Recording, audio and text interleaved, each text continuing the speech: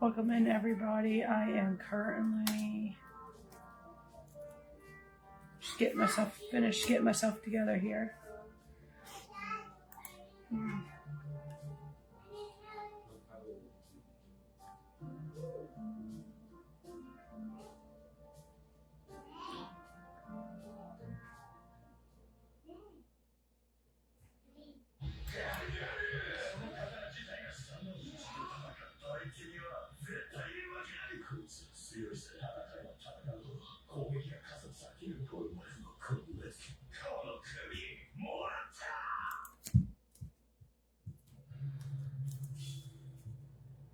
How's everyone doing? Welcome in, welcome in.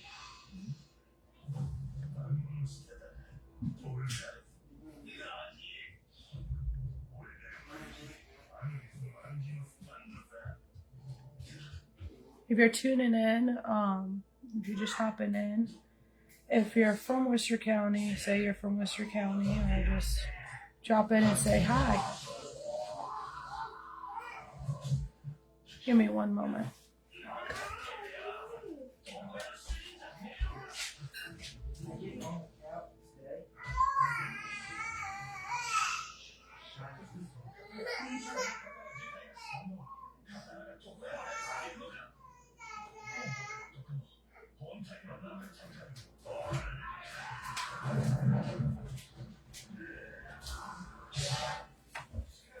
Okay, sorry about that.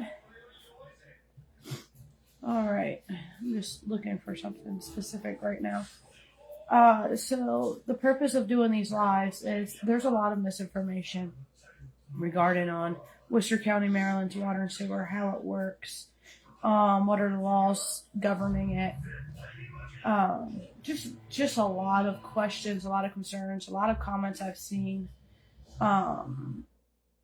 And I don't always respond to comments on other posts just because people are upset, people are angry, and justifiably so.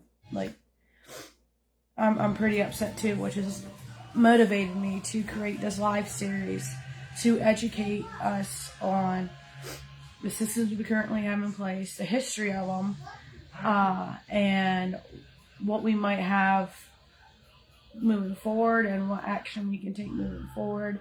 I am from the Newark service area, so I will have maybe a whole episode on everything just Newark related. And I'm going to touch on a little bit of everything. I have an engineering background, and I also currently am full time in a service job. So I help moms and everything.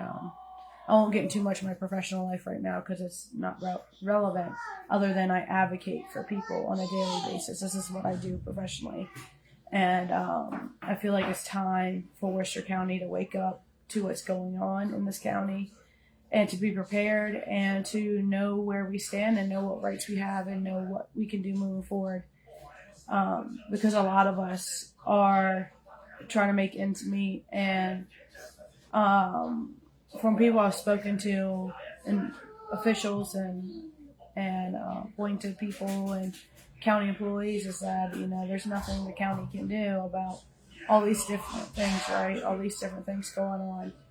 And if you guys can't hear me well, please let me know. I'm trying to work that out. I'm trying to make it so that you guys can hear me. But everything that's going on in the county, I've been told that they can't do much about it. But when we elect our representatives, they, thank you. They need to stand up for us. And though they may not have a voting or anchor or anything they do can change, like for example, let's talk about Delmarva Power real quick. Even though they cannot actually change Delmarva Power's company policy and everything, Delmarva Power gets a lot of funding and help, and they get swayed the way they do their stuff. Let's just be honest, that's how big corporations work. They're in the best interest of themselves. And, you know, our counties here have an opportunity to speak on our behalf. If not anything, then to write a letter saying enough is enough. They tell us to go to our delegates, to go up above them, but they're not willing to do that for us. And they're not. There's no public statements coming out fighting Delmarva Power. It's only us people fighting. We're not having any help from the people that we elected. And they hold a little bit more weight, right?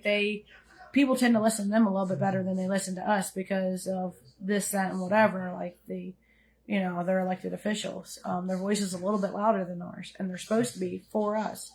And we don't see people talking about what's going on in Delmarva Power, and that could be its own thing. Someone already started the grassroots on that. I'm not interested in trying to fight a corporation when our governor and elected officials here don't care, quite frankly, about what Delmarva Power is doing, and it's been evident. Nothing's changed between administrations, as both administrations have failed us and has let Delmarva Power grow inappropriately to where they are now monopolizing. And we did this partly to ourselves as well with who we voted in and all the energy they've taken away. But I want to hop back onto water and sewer because it's such a basic, water and sewer is such a basic concept, right? As far as like just in general terms, it's like, okay, nobody thinks about when they go to turn on the water, you know, how it's getting here and then what happens after we're done with it, right? Nobody really gives that to a second thought until it starts hitting our bottom line, right? So it starts burning holes in our pocket, until it starts looking like it's very unhealthy, until it scares us into doing something, right? And we shouldn't have gotten to this point where we're waiting until now to change things, but here we are. This is the unfortunate truth is circumstances that we're currently in a fight for our lives and our rights, right? I want to go over an overall history, kind of give you a summary of everything that we're going to go in this. I think it's going to be a 7-part series. It might be more. It might turn into a public forum towards the end. We might have a lot of people hopping in, people joining me on these lives, people from other communities and what they're seeing happening in theirs. I want people to tell people what's going on with their water and sewer because from my deep research and my connection to many other states and many other communities and advocating for this exact cause, I don't just advocate for water and sewer in Worcester County on a board for my service area. I do it for several states. So I'm very well versed. I'm very knowledgeable about how these systems work. And with my background in engineering, I definitely understand how these systems work. A lot of people will talk about private sewer and water. A lot of people get shocked when they get told how their water and sewer works. When you have private water, that means you're not connected to a municipal, you're not connected to the county or anything like that. You just have your own sewer in your backyard and your own well, right? A well is not as deep as the aquifers and everything that the county has access to drilling to, right, for the towers. At a point like that, like, you know what's here, but I could see a water tower from my house. So it's not just as simple as people don't really, like I said, give thoughts about it. So when you need electricity, right, to pump up the water from the ground to your house. And what a lot of people are facing locally with that is discolored water, questionable quality and safety, and nitrates and stuff from farmlands, right? Because, and our landfills and stuff. And a lot of this stuff leaches in, like the PFAS from Purdue. I would say anyone that is on a well around Purdue right now need to have their water tested for chemicals from that plant, because it leaches in. We as in not just me, not me, but we as a community, our wells don't go that deep. So you have a lot of ground pollution that could penetrate and go down. We don't have a lot of filtration. We don't have rocks. We don't have several layers they can go through. And not everything can be filtered, right? You still have PFAS. It's called a forever chemical. It's a plastic forever. You need a Teflon, that you use on your pans. That can get in your water as a private citizen, and you don't have anything there's nothing out there, or very limited technology that can filter that stuff out. So it's not like putting a house filter will change that for you. So basically, electricity pulls the water out of the ground and feeds it to your house, right? Sewer, on the other hand, when you go flush your toilet and everything, it goes to a tank where it sits and kind of just like the solids become water, because it sits there so long. It kind of everything, the bacteria and everything, eats everything. And it's not sludge or anything. It's not supposed to be sludge. It ends up turning into water, and it gets pushed out. And this is all through, physics and water dynamics and everything. And high and low, it's a whole thing. But not to get too technical, it eventually gets pushed out to your field. And they're like, oh, what's my sewer field? Well, where your sewer is, and that right now, the newer code, all the mounds you see in people's yards are sewer. It percolates there and it runs out. It actually, whatever you expel from your house, if you want to say poop and pee water, right? It goes to your yard. It percolates to the top of your yard. And no, it doesn't come up as solid waste, and straight urine when it comes up. People like to automatically think that. It's like, oh, I got poo-poo water on top of mine. The only time it does that is when you have something wrong with your sewer. But that's essentially how it works. It percolates. It comes up and through the sand, soil, or whatever, what means netting or whatever your design of your sewer system is. When it percolates up, it just becomes water, groundwater, and goes back down. And for some people, that can leach into people that live on the water and stuff. That can leach into the bays and everything.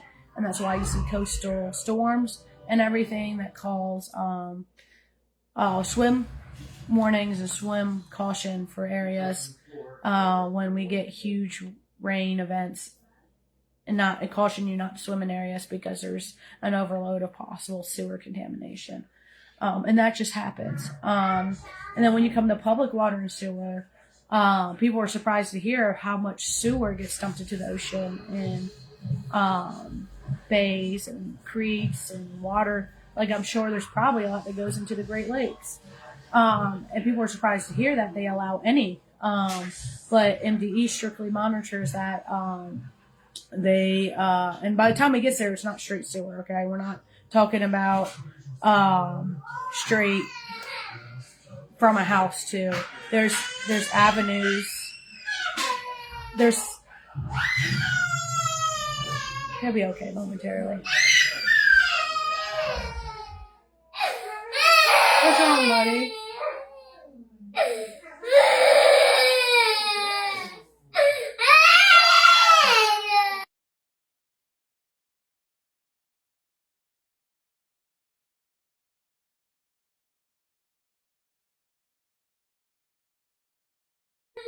Sorry about that, guys. But basically, yeah, he's sweet. Excuse me, sweet boy. But basically, there's layers that it goes through too that eventually ends up into our, gets treated when it's public sewer, and it ends up into our oceans. And it can, and a certain amount is allowed by law. And people are so shocked, to like, oh my gosh, it's, we're allowing sewer into our oceans. I mean, you should be equally as shocked that we just pile trash on mounds and landfills, but that's neither here nor there. So we're going to get into the history of the water and sewer services in Worcester County, specifically. And just go over. Oh, I'm all the way at the top. I need to go because I've rewritten this. Sorry, I'm just getting over a cold.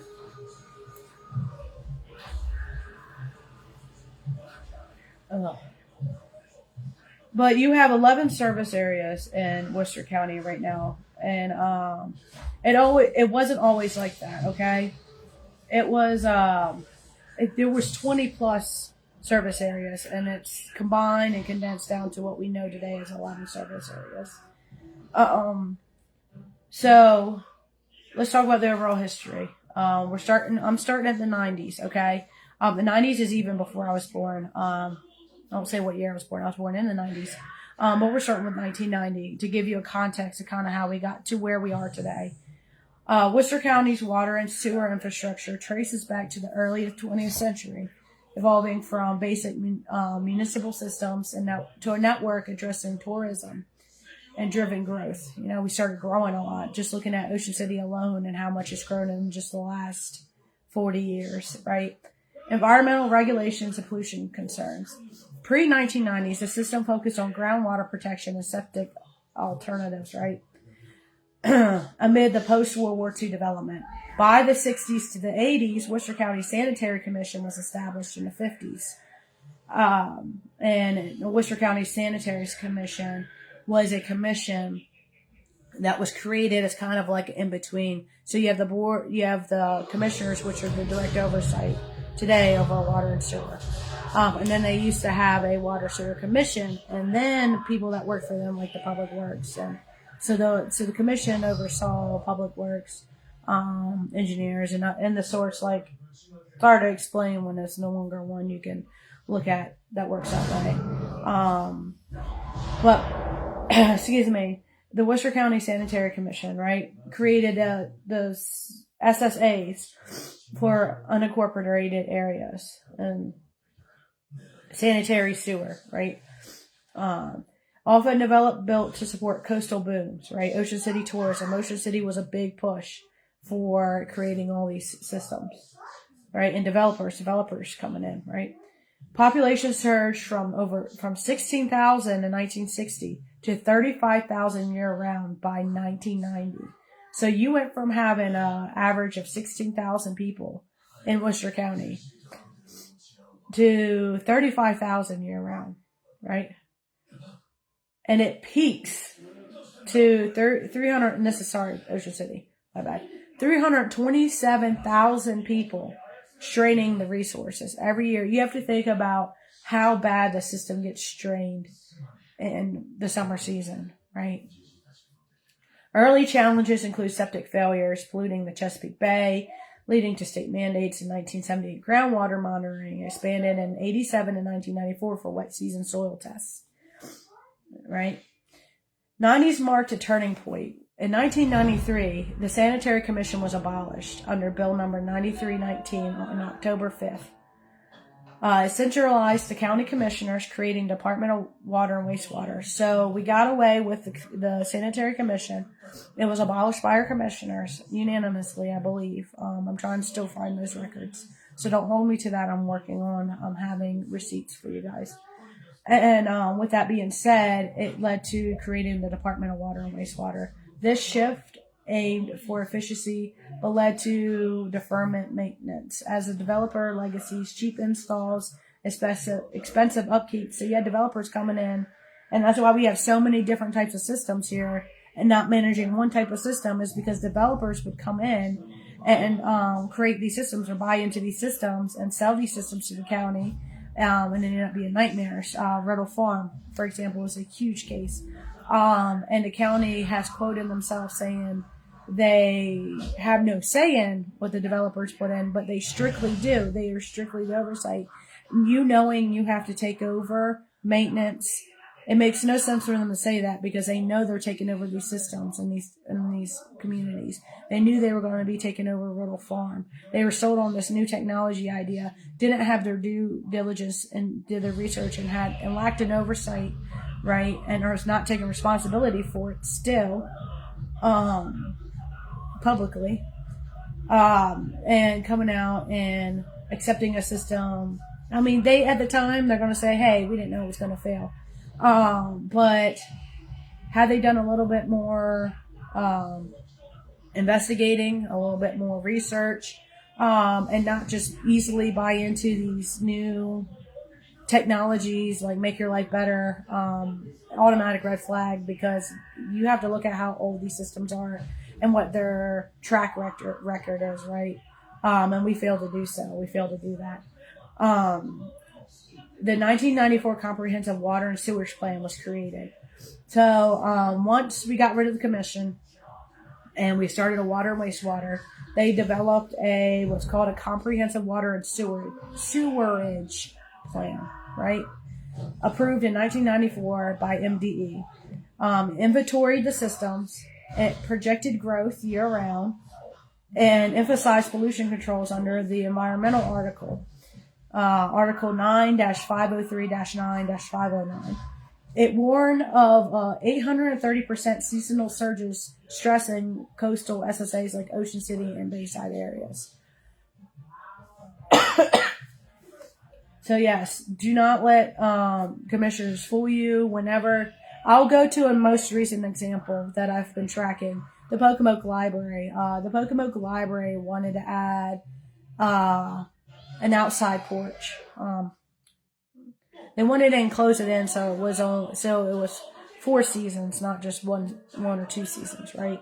They wanted to be able to, and you know, everybody else has one like that, and I won't get into the whole politics behind that, but even though the Pocomoke Library was trying to create the funds for themselves for this, you had the commissioners right on top of them saying, I don't really see the purpose of you having this fancy 4-season porch. And that was the general feeling that they gave off. I don't have exact quotes, but you can go and look. I watched that meeting, and they didn't feel like they should pay. The county should help pay for that, which, I'm not going to get into what I feel, whether they should or shouldn't.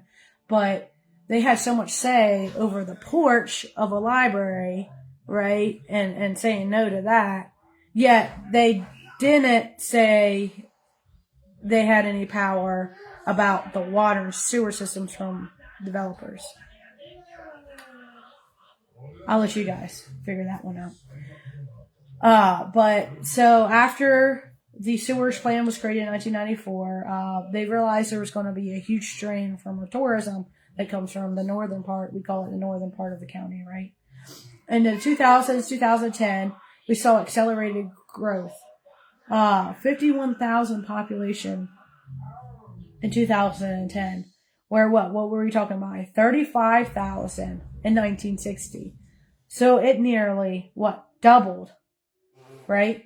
Tied to the 2000 Chesapeake Bay Agreement, right? There was more MD involvement. Audits showed revenues of 12 to 14 million, but rise in expenses. The 2011 water rescue element highlighted septic failures and bay pollutions. Deficits emerged by the mid-2010s with enterprise funds relying on subsidies. So yes, we're going to get into it all. The 2020 crisis peaked. COVID delays, 2025, $9 million deficit across 11 SSAs, plus $2 million projected for this year, FY26. And these are just rough figures. It's changed. It's going up and down, guys. But this is causing quite a stir, right? It caused quite a stir. We had, back in May of last year, 2025, we had public hearings. And I went to every single service area meeting, town halls, so to speak. And they were trying to tell us the same thing. They were trying to give us options that I told them from the start. I told them from the start that none of these options are legal per current code, PW5, water sewer code. And it wasn't until almost the end, the last town hall, and they're like, oh, you know what? Yeah, none of these are okay. None of these options are feasible given the current code. Which they suggested that they could change the code to make it work. Or by the time they had their May public hearing, they were still showing those ideas, which they finally admitted that it was against the law, against the code. But so they didn't have any new resolution other than we have no choice, and it's true. So don't start getting upset about rate hikes, but they were needed anyway. Because we were running in a deficit. So I'm not arguing that the price had to go up. My argument is paying the deficit that the county created. So I'm not saying, okay, you're paying $20 per month. We need to raise it to $30 per month. I'm not arguing that point. I'm arguing that the county misappropriated, misused funds and broke the law and took a loan against each service area to pay back the county. That's what I don't stand for. I think it should have been granted from the county as a county mistake. And the county has yet still come out with a public apology, a public statement saying they're apologized. And they also haven't said whether they fixed the problem internally, which I can tell you they didn't work very hard because more issues were coming out the same year in October after the hearing. You would think by the hearing, you would think that they had fixed everything, right? By the summer, before summer. And then all of a sudden, the new fiscal year starts for them in July. We start in January for a new year. Their new year starts in July. And yet we were still having problems in the fall with mishandling the funds. Or still finding problems, right? Recent problems. So, there hasn't been, I'm not saying give us names and everything. I'm saying, hey, we instituted a new training program for new employees because there are a bunch of new employees, and they don't know the history. They don't know the past, right? It's a lot to get into, too much for them to be able to do for a new hire. However, they should have brought everyone together and had a conference or what have you, a little get together, a meeting, had a presentation, explained to them how these things work. Evidently, their lawyers didn't even know how the code worked because they were suggesting illegal options, and their lawyer didn't advise against it before they made this huge public hearing, right? But now that they know, they should have known. We've had commissioners in there for the most of my life, right? More than half of my life, or just about half of my lifetime here on this earth. And there's no excuse why they shouldn't know how water and sewer works. They should know the code inside and out at this point. It seems to me ever since they broken down and abolished the commission, I'm not saying I know whether the commission's good or not. I need people wiser than me, and I want to say older than me, to be able to tell me what they remember of the commission. But I was told that it was kind of removed because of redundancy. It was kind of already doing the job the commissioner should have been doing. And with that being said, now the commissioners are direct oversight. And I feel like the commissioners have completely forgotten about that part of their duties since 1993, since the sewer commission. I feel like they removed it and then wash their hands and be like, you know what? And it's been a reoccurring theme. That's why I think there's no excuse for those who have been elected, that have been in there for over a decade, should not have some knowledge of how these things work. And evidently they don't, because the deficit would have never happened. There would have been better oversight, right? All right, so we're going to get into a couple of things here. I want to get into, excuse me, because I got about 30 more minutes with you guys. I want to talk about what the county has control of and what the county doesn't. The county does not have control over Ocean City, Berlin, Pocomoke, and Snow Hill. As far as maintenance and overall taking care every day, they don't take care of these systems. However, per the code, they do approve, they are part of the approval process of rate hikes. So if you live in town or cities, you still can take it up with the commissioners if you're unhappy with the way your council or local officials are handling it, right? But I will get into talking about the history about everything, how this works, all right? So before 1994 sewage plan, systems responded to 1950s to tourism and pollution in the 70s. Municipalities had early 20th century roots, SSAs, from the 60s and 80s under Sanitary Commission. So like I said, you have your municipalities. You have Ocean City, which the water and sewer from their incorporation in 1880. Major expansions in the 50s and 60s due to growth, due to all the weighing down on our system from tourism, right? In 1978, facilities plan divided the south, central, and north areas. the permitted flow 10 GDP or GPD, sorry, by the 90s. So that's in case any technical nerds in here want to know about that. All right. In Berlin, the water was established in the 1910 to 1920. Sewer was in the 1930s to 40s, with upgrades in the 70s, tied to Brittletown extension post 1980s and contamination. And you heard that right. Brittletown expansion, or part of the expansion to Berlin. So Brittletown gets their water metered from Berlin Incorporated. The county subsidizes it because the county created a water hazard and contaminated the well water of Brittletown. And Brittletown is, if you know Flower Street, you know where that little bridge, I'm not saying it's a bridge, but there's a new cannery village development, which ironically I worked there briefly when I worked for a general contractor. So I know all about that mess there. We could get into that. But building on non-tidal wetlands, but that's another issue entirely. But from that point on, where the old dump used to be there, that was all contaminated. That's Brittletown. I can't tell you how many customers off the top of my head. However, the county created a contamination and had to force those people to pay. They do pay a part. And theirs went up as well due to these deficits. So there is a whole thing on that. We're going to dive deep into that. You guys are going to be shocked. Snow Hill started in the 1900s, early 1900s, with sewer developing in the 40s and 50s. There was a rehab in 2007 that was grant funded, $497,000 total. So they got a grant, Snow Hill did, in 2007 to rehab their systems. That's quite a bit amount of money. All right. You have Pocomoke City. Water was established in 1920s, sewer in the 40s, and 70s was kind of an update with 1996 having upgrades. I'm calling it E&R upgrade. I haven't got into that because I'm not too interested in the municipalities. However, I want to give you guys an idea of when these systems started coming into play, right? Because they do affect each other. The county is still within the county umbrella, right?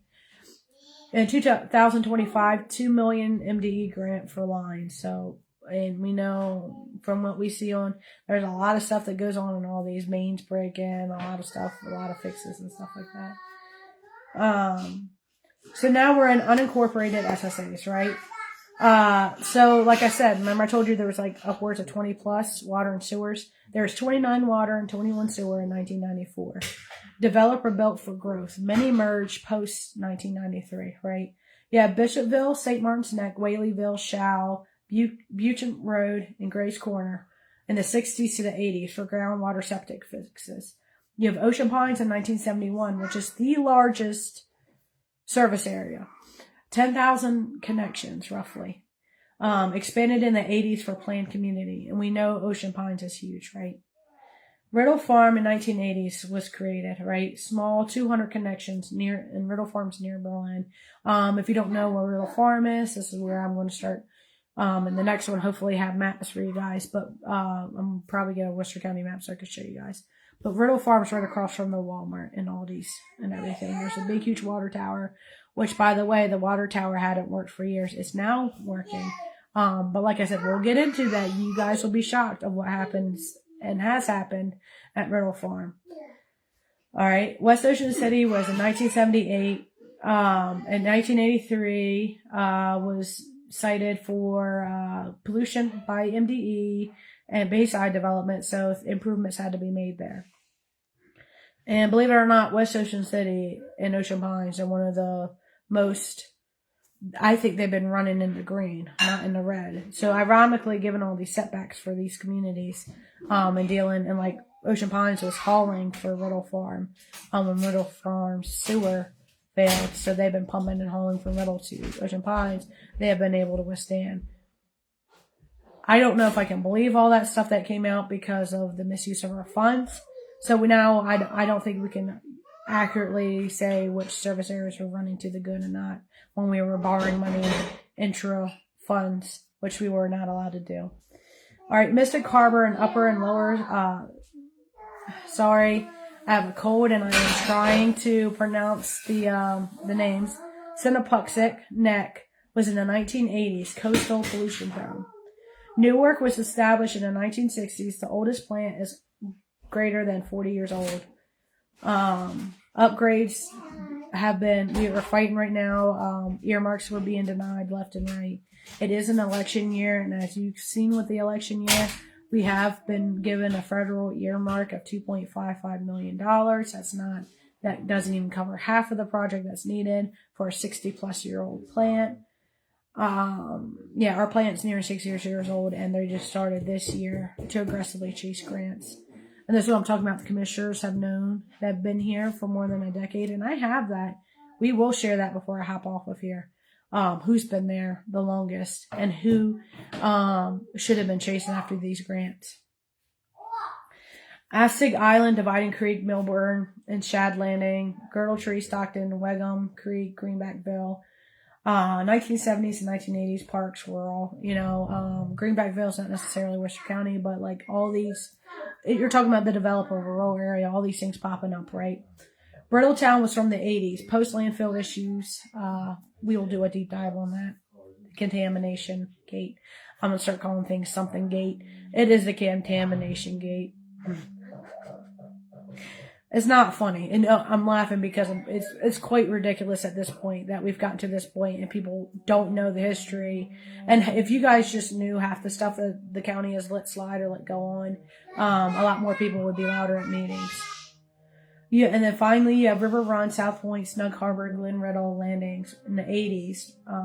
And there was merging from waterfronts and stuff like that, communities merging. I don't have specifics on when things moved around. A lot of that stuff, by the way, Worcester County has only gone digital not that long ago. So there's a lot of different fiscal files I have not had time to go physically inspect because what they'll do is charge you an insane amount of money. And I'm not saying it's right or wrong. I'm just saying I can't afford being charged the money for somebody to go and get those hard copies, right, for me. So I don't know the full details of all these service areas. Like I said, I've specifically focused on mine and what I can get for Newark. I'm hoping through these lives that I have people interested in each service area and we really can start picking this apart and finding out details and truths and trying to get the county back on the right page, right? Try to hold our elected officials back to their jobs of being the oversight over water and sewer. I actually serve on the water and sewer board for Newark. However, I am a strong believer is that we don't need that. It's a redundant thing. If the county commissioners were doing their job, we would not be needed, is all I'm going to say on that one. So expansions in the 80s, growth, the 10 SSAs that we see, the 78 monitoring, sprawl, excessive areas. So there is so much going on, a lot of growth. I'm talking about people older than me.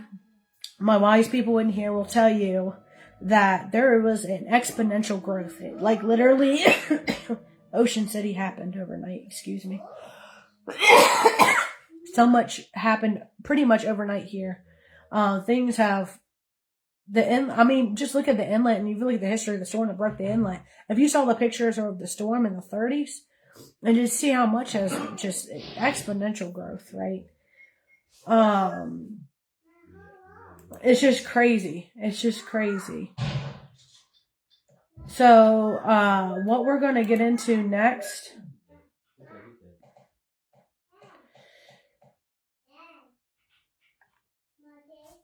Sorry.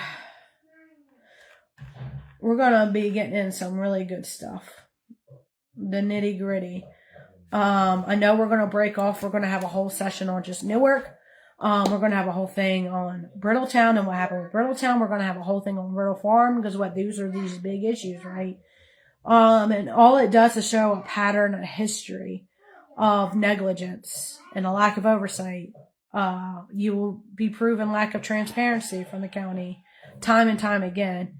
I will say, and I will speak right now, is that I wouldn't have been able to become this knowledgeable locally here if it wasn't for the efforts of Dallas Baker, the director. I am by no means talking down to the employees of the county. because they're employed by elected officials that have not been doing their job. So they can't do their job officially if their leaders are not doing their job officially. But Dallas, just a little background of what I can give you about Dallas Baker. Dallas Baker came from Salisbury. And Salisbury is our city, right? Where we live. It's our city, right? We're pretty rural. Salisbury's still pretty rural, in my opinion. It's not a big incorporated city. But he came from there with all the issues there. And I will pull this up. I have a little bit of newer excerpt, but I could tell you the years, and I said I was going to tell you, right, of the elected officials that have been here, and they know better. They've been here for too long. Really, honestly, all the commissioners need to go. We need all new ones at this point, because we're not getting anything done. A lot of people here, they build their enterprises, right? And it seems like they're voting for themselves and their own opinion instead of the opinion and thoughts of their constituents at this point. So I'm going to pull up the little timeline that I have started. I have actual, you guys remember when they don't teach them that much in school anymore, but I actually created a timeline with dots and lines and all the things. So I'm going to jump onto these. But it's very quite interesting. Oh, goodness. Bear with me here. I'm fighting my internet. Okay. So, remember in the 90s, I told you about them doing away with the sewer commission. So when they started a water and sewer department, the public works, right? They hired, this person was hired. So this would be an interesting person to talk to if anyone knows about this person or if this person wants to be interviewed, because I have a lot of questions for this individual.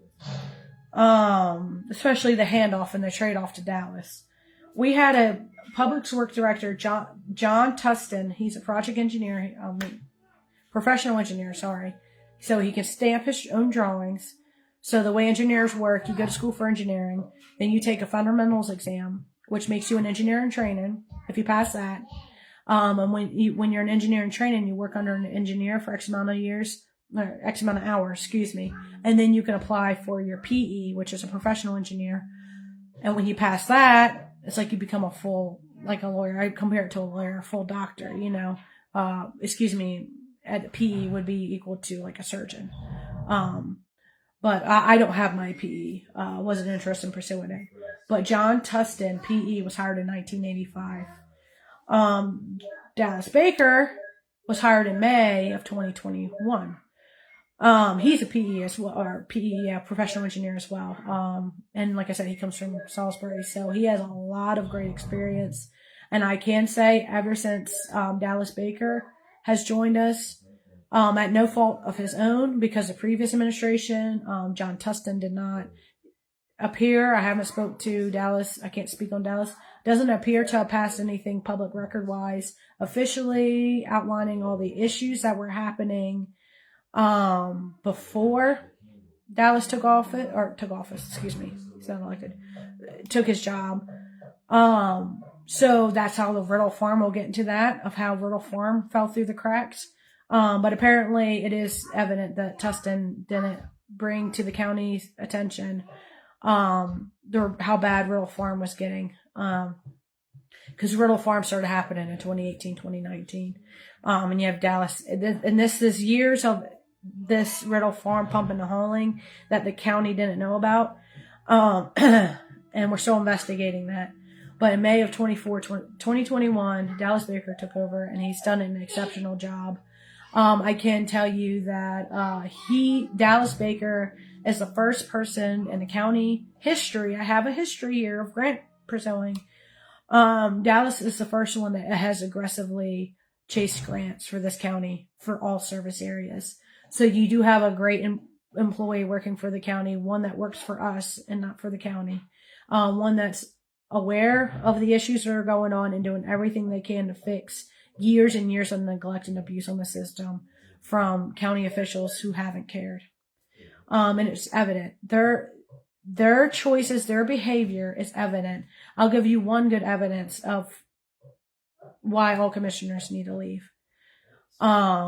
back during a public hearing, there was brought up that we needed to have an audit of their finance department, which oversees the enterprise funds. We want an audit, and we still do want a forensic and performance audit done.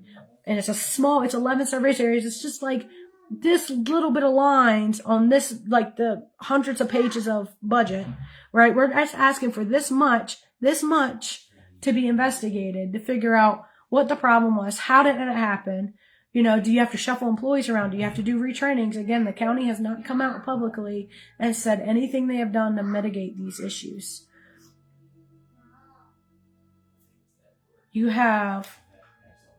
They voted against an audit. That's where I'm getting at. Full circle here. They voted unanimously against an audit to investigate themselves for their lack of transparency, lack of judgment, lack of everything. They have not been doing their jobs. And they'll tell you it's because we were approaching a fiscal year, they needed to get the budget out. However, if that was the case, they would have brought this back to the table and they would have had an audit process started before the end of last year. And they didn't. Not to my knowledge. Correct me if I'm wrong. I will stand right by you and I will tell people at public meetings I was wrong. But to my knowledge, they still have not conducted an investigation fully of an audit to figure out what happened and have not yet brought a statement to us to tell us it's not going to happen again. We have no way of knowing if this is still going on. And people said, oh, it's all water under the bridge. It's passed. It's paid for. It's done. It's not. We are paying for it. The loans that the county has taken out against us for their mistake, we start paying on it next year. You think our bills hiked up? Your first bill in October was high? And by the way, they didn't send the October bills out on time. People didn't get their bills until the end of the year from an October quarter. So of course they extended the time in which you can pay, but that just starts a domino effect. Extend our time. It just eats into the next payment and the next payment. Now, if you don't make your payments, they can seize your liens against your property. You have all this stuff going on, and you can't make payment plans. You can't do budget plans. It costs an obscene amount of percentage of your bill. So in addition to our bills rate hikes, if you want to pay by credit card online, their new system, the new company that does that charges you a percentage of your bill.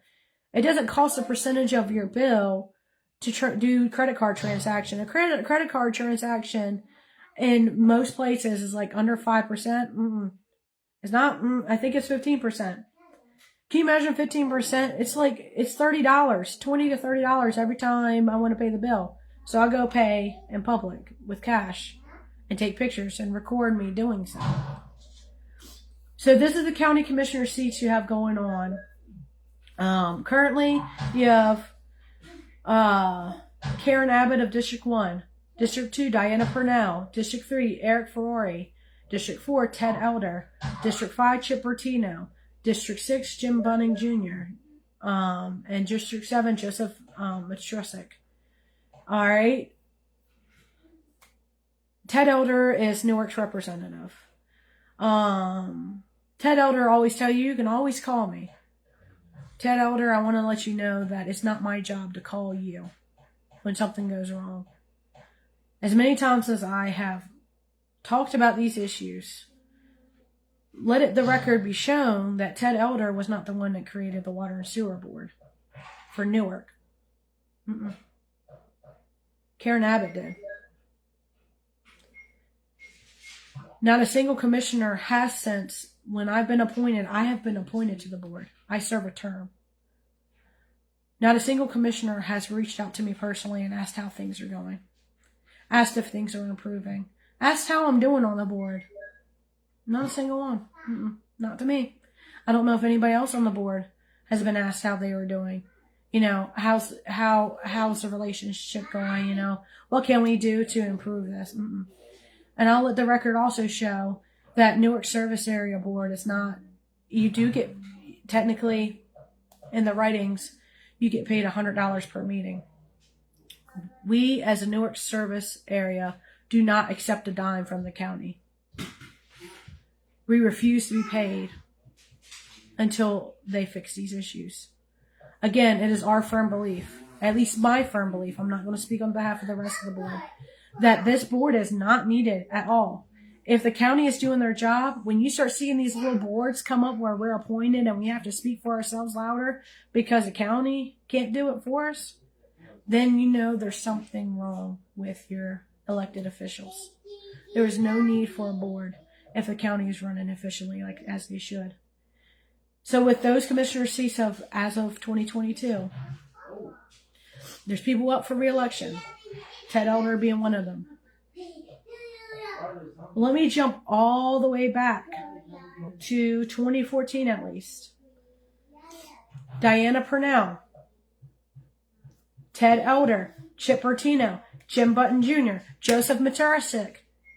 Out of that 10 years, I could go back further. I'm sure some of these names have been there just as long. From what I've done, because I first started this just looking back at 10 years, because 10 years was a lot of information to sift through. Let the record show that since the seats were filled in 2014, you have Diana Purnell, Ted Elder, Chip Bertino, Jim Bunting, and Joseph Matrusik. The only people that were different on there was Merrill Lockfall Jr. from District 1, where Karen currently sits now, and James Bud Church. Everyone knows Bud Church. District 3, who now Eric Fiore, has taken their seat. And a lot of these people a lot of these people need to leave the county commissioners. We have an aging infrastructure of people. I'm not against older people running for office. I'm against the people that have been in office for so long they forgot how to do their job. They are compromised.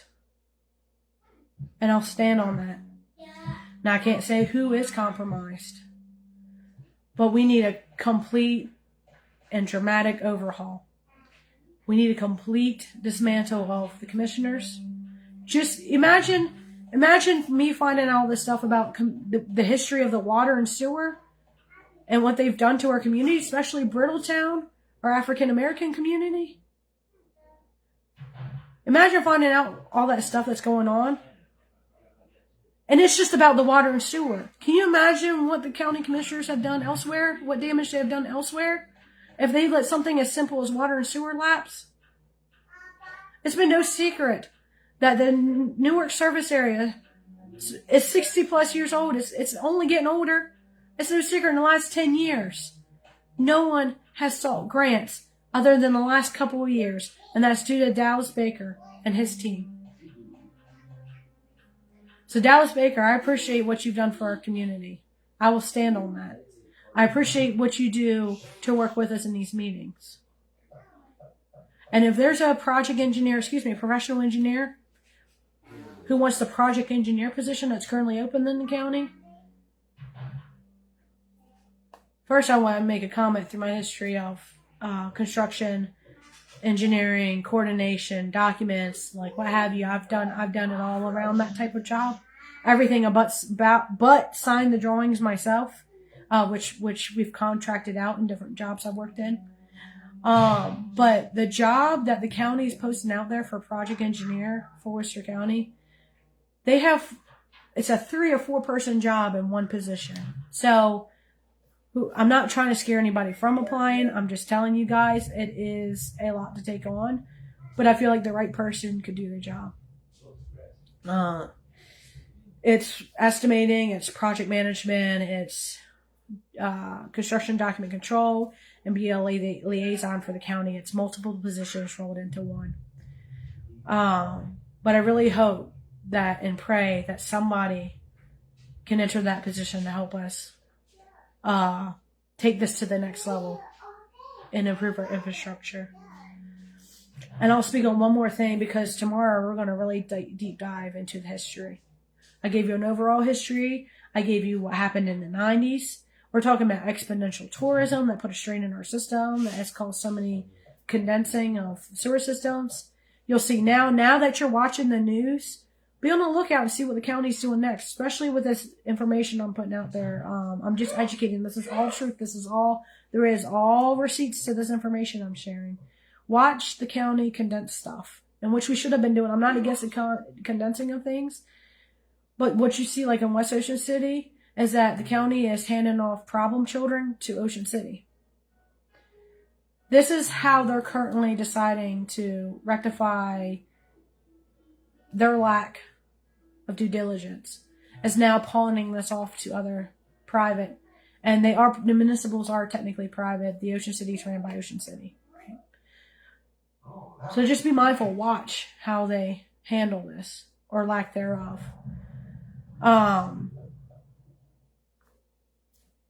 Quite frankly, it's not my job to do their job, but I'm here to educate you guys and let you guys understand how the code works, truly how it works. Because there's so many side comments to be like, oh, the county's making money off the water and sewer. Well, that's what we're investigating. Are they? Because that's against the law.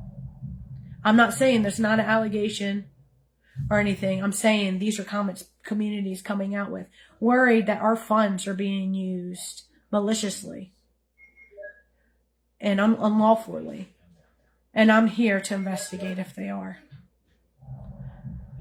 So I hope you guys will join me on the next session. This is going to be weekly. It looks to be Monday's probably going to be the best day for these. I'm going to be looking into everything a lot more. Can't read all the comments here while doing it because I get in the zone. But if you guys want to voice your opinion, when you go back and play back this, watch this whole thing, please include what your thoughts are, your theories, your concerns. We're going to investigate everything we possibly can about what's going on. And we're going to hold our county accountable for what they've done to this community. And it's not just a Worcester County issue. The infrastructure rating for Maryland's a C. I think it's a C at best. The Eastern Shore is pretty bad with infrastructure. You'll find that neighboring counties' waters. It's the same story. Undrinkable. I say hand those cups of brown water to the commissioners, each commissioner, and watch them, ask each one of them to drink that if they trust. If they really trust that the water is safe, ask them to drink that brown water. I bet they won't do it. Or they'll do it in spite, but they won't do it because they believe the water's safe. So, with that being said, I appreciate your guys' time with me. I'm going to stay on for the next 5 or 10, however long it takes. If anybody has any questions, has any comments or concerns, I can now start reading some comments. So if you want to bring up some past comments you said before that I may have not hit on.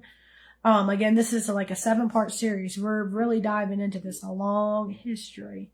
We're talking about older than me, 30 plus years of history, 35, 40 years of history here that we're unpacking. And please keep me apprised. Again, the county's still not communicating with me. I found the federal earmark. I was told by a news outlet before the county told me about it. Knowing that I've been heavily involved. I've been writing letters for grants. I've been really involved in the grant process as far as being on top of it, making sure like, hey, have you done this? Have you done this grant? Have you pursued this? Have you, following up, seeing where we're at with the grants, where we're at with the earmarks, and being told that we're possibly denied left and right. It's a little disheartening, but I still ask, where do we stand, right? And you would think that I would be told before the public knows about anything, especially when it concerns this. I'm asking specifically for Newark, and I was not told that we got the earmark. I had to find out through a press release and through news outlets. So that just goes to show you that we're still not being communicated with efficiently. There's still not transparency. There's still that lacking there, the lack of doing their job, essentially. So I won't ramble on too much. I will. Hopefully, I'm going to highlight where we left off, so I'm not left repeating to you guys.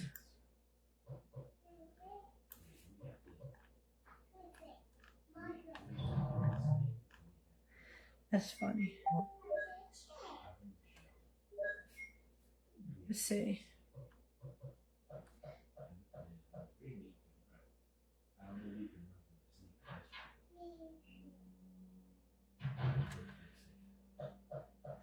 Angela, is that the funding advances for counter? Is that the article that I've shared? The 2.55 year mark?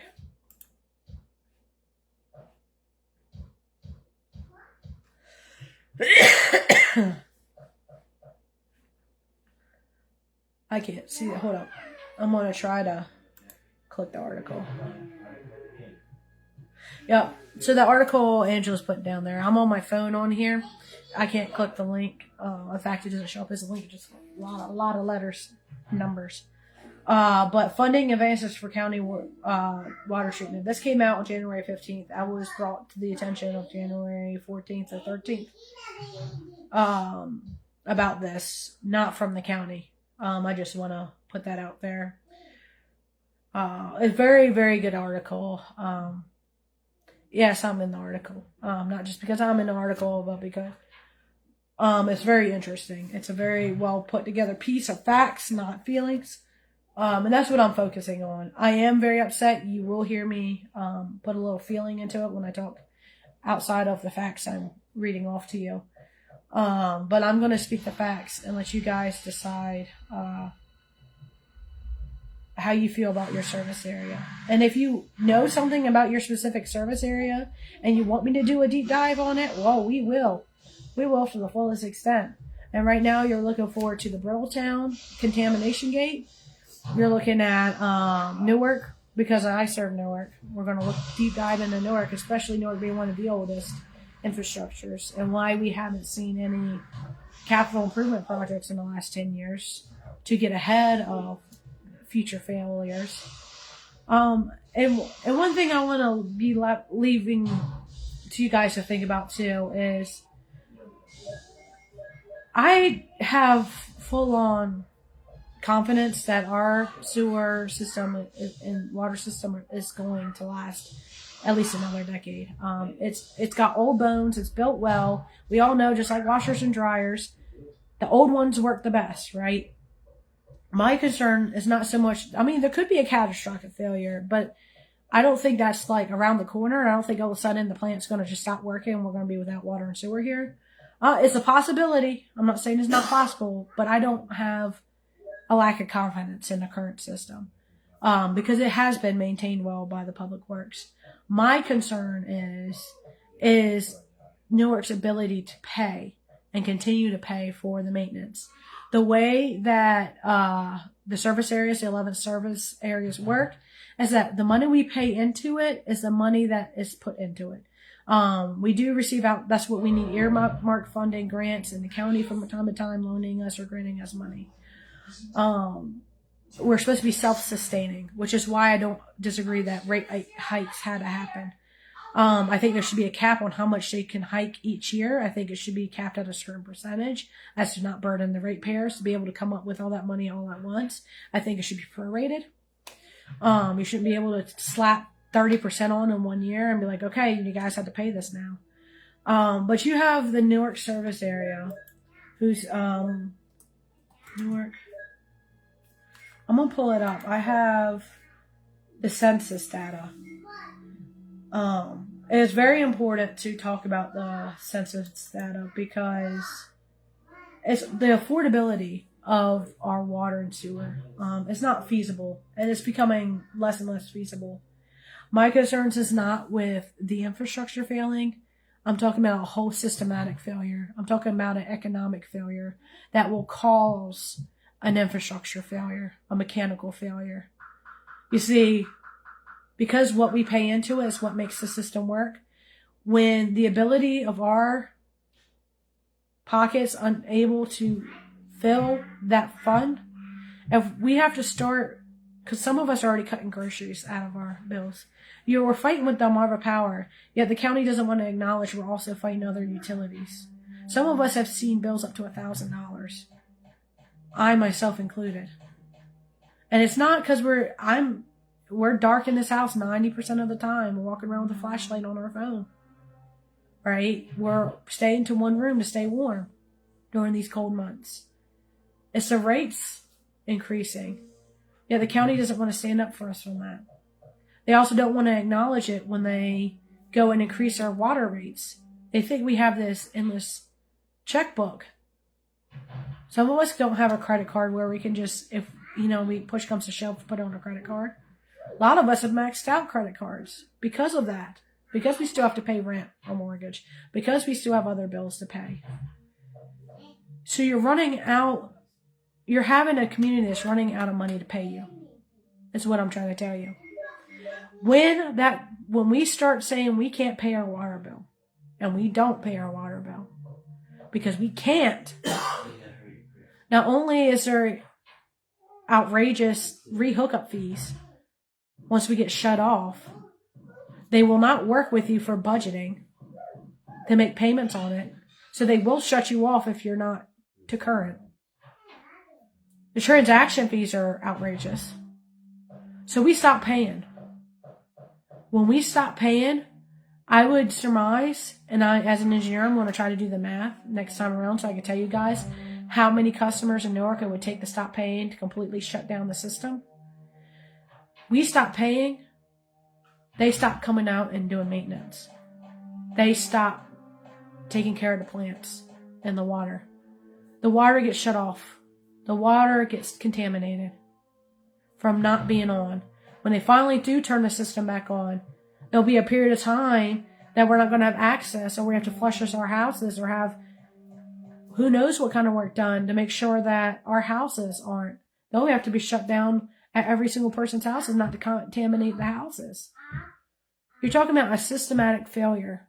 It's more closely around the corner than an infrastructure failure. And we're talking about an infrastructure that's 60 plus years old. That will outlive, I'm telling you, that will outlive our ability to pay our rates.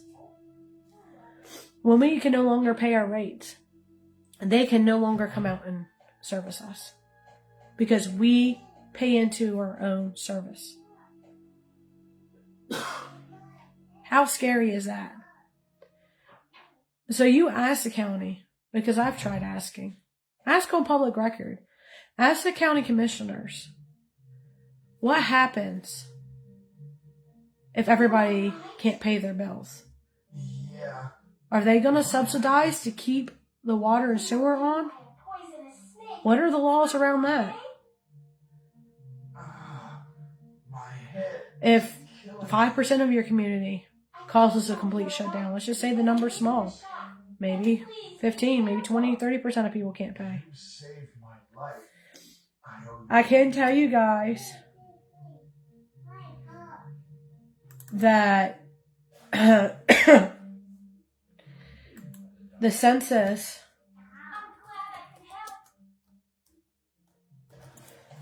in Newark, a lot of people in Newark are on fixed incomes.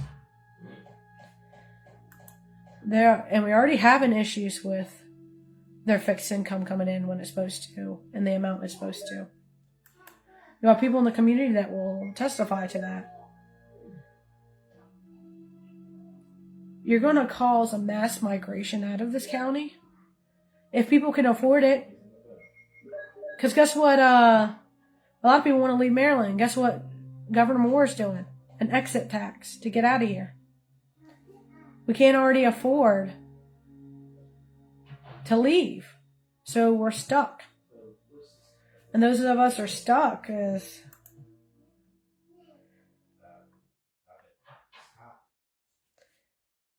they could easily divert funds.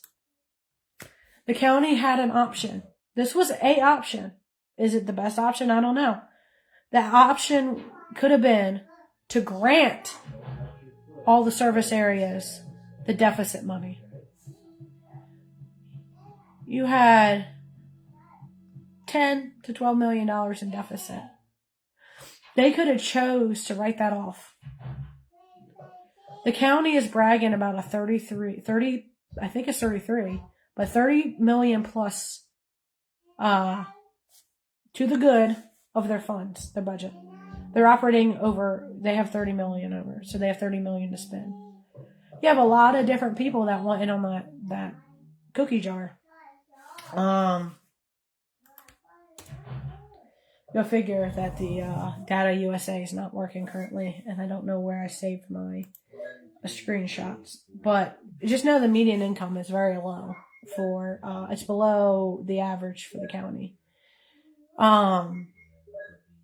And we can't grow our plant as it's currently designed, because I don't know if you guys know this, but the VOTEC, Worcester County Tech Center, has eaten up our EDUs, a huge part of our EDUs, meaning how much water and sewer can be added, meaning how many people can develop, and we can't get any developments to improve our numbers, to improve our rates. We can't add more people. There is no more.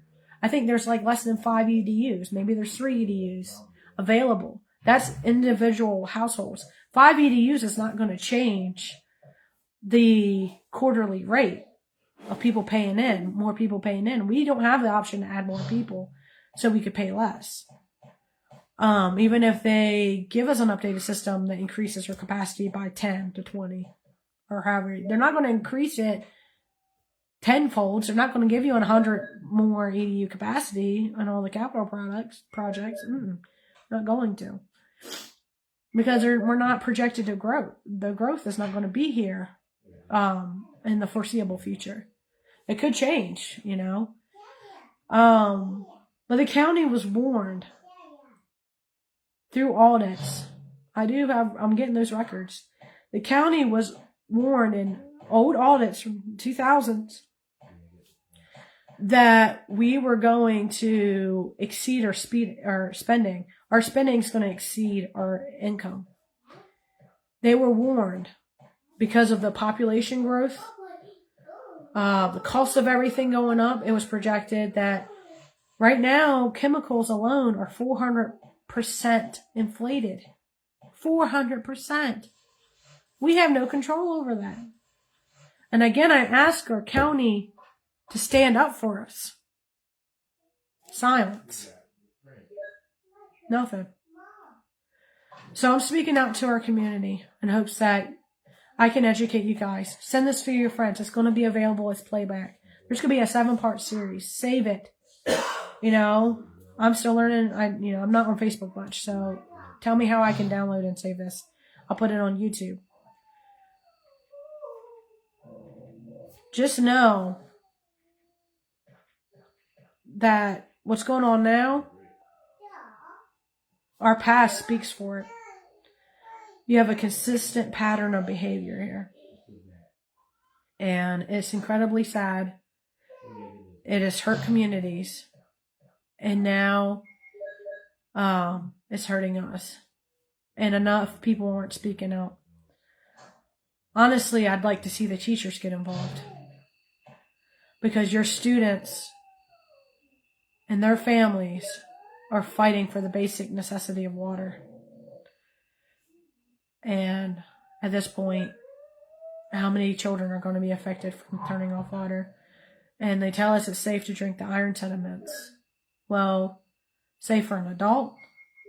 Is it safe for a toddler or a 1-year-old that's learning to drink water? You know,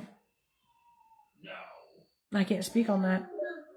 But as an advocate for the community, especially for children, especially in the professional capacity I'm in, I'm very upset with the way this county is handling these problems. And I hope this encourages you to stand with me. And if anybody wants to work with me, I will gladly work with you. Anybody else equally as passionate has been behind the scenes like as I have. This is me coming forward and risking it all to stand up for this county. I don't see the commissioners risking anything. If anything, they're filling their pockets and improving their resume and helping their buddies out. We operate on a good old boy network, and that hasn't changed. So it's unfortunate that they're more interested in their own personal endeavors than they are the public, because at some point you can't feign ignorance. Ignorance is not a excuse. Ignorance is not a defense. We're not allowed to as private citizens. We're not allowed to claim ignorance on traffic stops. Oh, I didn't know the speed limit was 25. That doesn't matter. You still get the ticket. Why is the county commissioners allowed to claim ignorance and get away with it? That's what I would start asking you guys. And it's not just water and sewer. Why are they allowed to play this game with us on many different avenues? Why are they willing to do audits in some areas and not all areas? Why are they refusing to do an audit of the enterprise funds? Just a lot of questions I have for the county. And as reaches to the county, if I'm wrong, I stand corrected. I will come on here and tell you where I stand corrected. Bring me the receipts and prove me wrong, Worcester County. With that being said, if anybody else wants to get in touch with me, you can do so on Facebook. A lot of you guys know how to get in contact with me. You can reach me at Jenny E. Porch. That's JENNYEPORCH @gmail.com. So if anybody wants to get in touch with me, they can do so and reach out to me. If you have anything you want me to look into, every time I've tried reaching out to communities to try to get you guys, I did start a petition last year to try to get the county forced. I only needed a couple thousand signatures. Yet I couldn't get, Ocean Pines is the bigger community, yet nobody in Ocean Pines wanted to sign it. Because a lot of people are connected to their commissioner there and don't want to hurt their commissioner's feelings. It's time for us to stop looking at parties and friendships and start holding these people accountable. If they're truly your friend, they will make things right. If you're worried that you're going to upset them over the basic rights that were given, water is a human basic right. It's internationally proven to be a human basic right. If you're worried about how they're going to react, then are they truly your friend to begin with? Is it someone you really want in your corner? If it hurts your business, then you shouldn't have done business with them in the first place. We got to stop being afraid of what's going to happen because there's more of us than them. They're the ones that should be worried about us. We shouldn't be worried about them.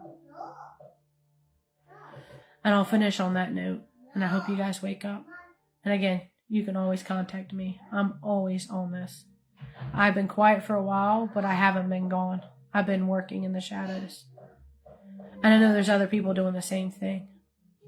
And even if you're from another county, another state, another area, and you're curious to know how your water and sewer work, because I guarantee if you all look into how your water and sewer work, maybe you work on a public, well, or not public, maybe you are private, but maybe you're curious about the town next to you, wondering if there's anything crazy going on there.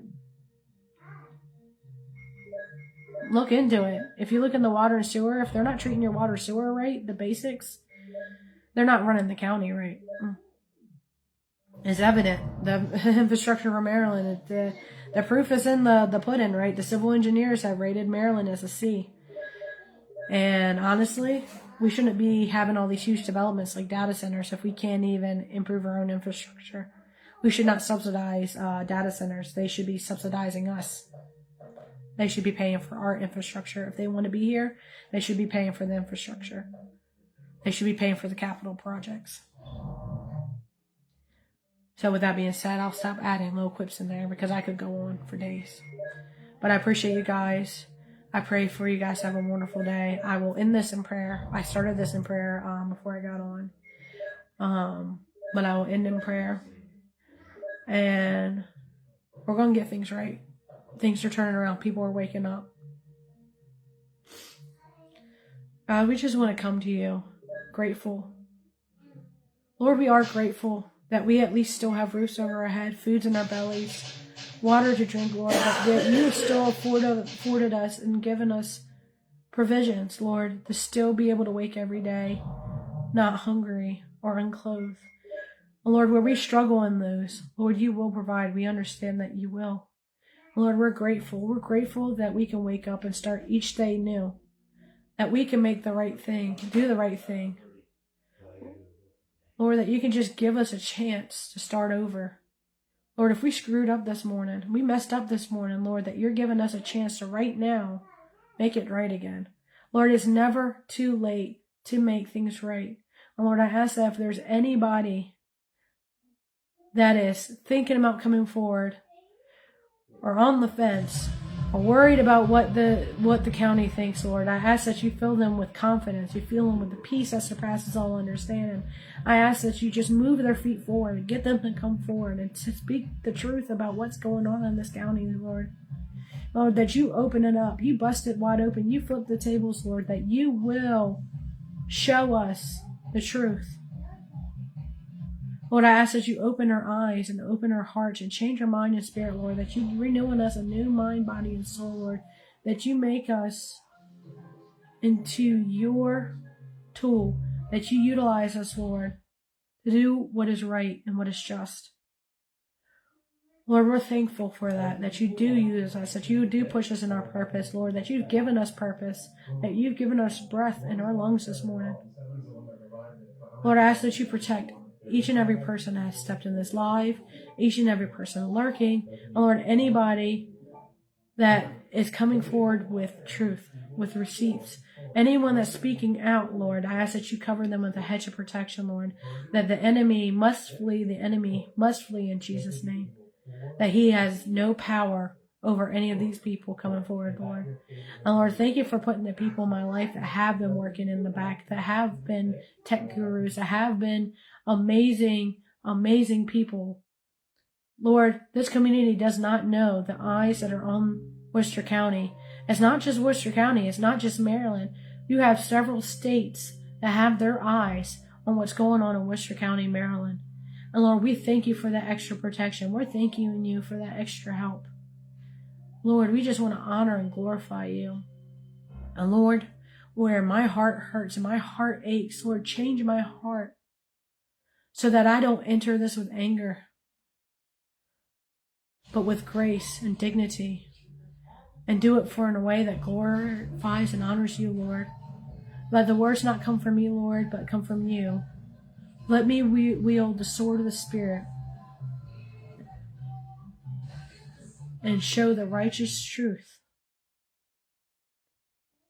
And Lord, we just ask for this in your mighty and precious Son's name. Thank you so much, Jesus. In Jesus' name, amen. So guys, I appreciate you joining in with me. This is kind of how it's going to go. We're just going to start diving into the early history, what happens after the 90s, what happens after the commission has been abolished, what the commissioners have done since the 90s. And you need to put on your armor of God for this, guys, because some of it is heavy. Some of it we're going to get into. It's going to shock you that and I pray anyone from Brittletown that wants to jump in on that episode with me and speak your truth, your lived experience about what happened. I would do my best to reach out to the community where I know I can reach out. But I think people need to speak out what happened to them. Because what happened to Brittletown was unjust and unfair. Did the county eventually make it right? Yes, but it depends on your definition on what's right, just, and fair. Anything from Brittletown, anybody from Ocean Pines that want to speak out. Anyone that really, truly wants to make change, who wants to start petition again to get the county held accountable. Let's get that forensic and performance audit on record, public record, so we can put our eyes on it. At the end of this series, we will talk about your rights and how to get documentation and receipts from the county through a FOIA process, which Maryland calls an MPIA. But it follows the same FOIA federal laws, with the extra steps. We're going to know our rights of how bids are handled. We're going to understand the PW5 code better than I do. and you're going to know your rights as a Worcester County ratepayer and taxpayer, and know what rights we might have moving forward to fight what is going on. So I appreciate your time spent with me. Again, share this out. This isn't going to be the only time I speak on this, and we will reconvene. Let's try to make it. I'm going to try to make it the same time, but my life is flip-flopped. I caretake most days in the afternoon and nights, and then I'm not here most of the time. So let's try to make Monday middle of day. We'll try to do that. It's going to be Monday sometime during the day. It might get me in the morning, might get me a lunch, or you might get me at night. It just depends. But these will all be playback. Someone teach me how I can download this to YouTube, and I'll make a YouTube, and you can always watch it. Then they won't come off of Facebook. I know Facebook leaves lives for 30 days or X amount of days. Help me figure out how to get it off of here, and then we'll move forward. But I appreciate you guys so much. I love my community. I love each and every one of you. And you know what? If anything, if this seems too much for you, too much to burden, if you just want someone to pray with you over this, I am a prayer warrior. I'll pray day and night, any time of the day. But you guys are always welcome to come to me for prayer. I will, I'll be on the phone with you or call you or what have you. We'll pray together. But again, keep me in your prayers. I don't ask for prayers that often, because coming out forward and speaking about this stuff is going to be tough. So I appreciate you guys. I love you guys. And I pray you have a beautiful, wonderful day. And I'll see you guys on the next episode.